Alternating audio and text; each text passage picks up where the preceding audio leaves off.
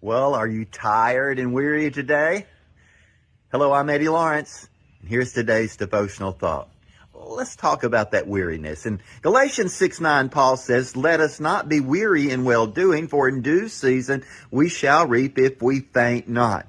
Sometimes it's actually doing all the things that you know you're supposed to do, that you need to do. Maybe you're a business owner, and yes, you're in charge. You've got to make sure things are done.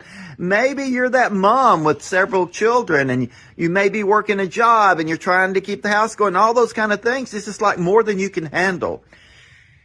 Paul tells us not to be weary in well-doing. In other words, doing the things that we're supposed to do, we're not to become weary. And I think the reason he says that is because we can, if we don't keep our heart and mind in the right place. You know, when you're really tired, it's hard to be inspired, right?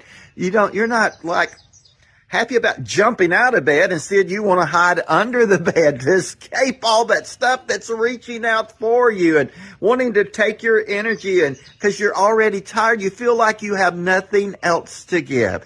And dear friend, when you're holding on to that last knot in the rope, when you feel like you don't have any strength, I encourage you to set your mind on things above, where Christ your Lord is seated, your great high priest. You can go into his throne room, and he promises you he'll give you grace and mercy to help you in your time of need.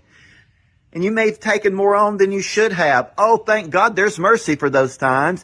And you may feel like you have no strength to do what you've got to do. Thank God there's grace for times like that. Grace is God's supernatural enablement that is given you to do the will of God. So those good things, doing well, weary and doing well, all that categorized, God gives grace for that. So set your eyes, your gaze on Jesus. May your strength be renewed today.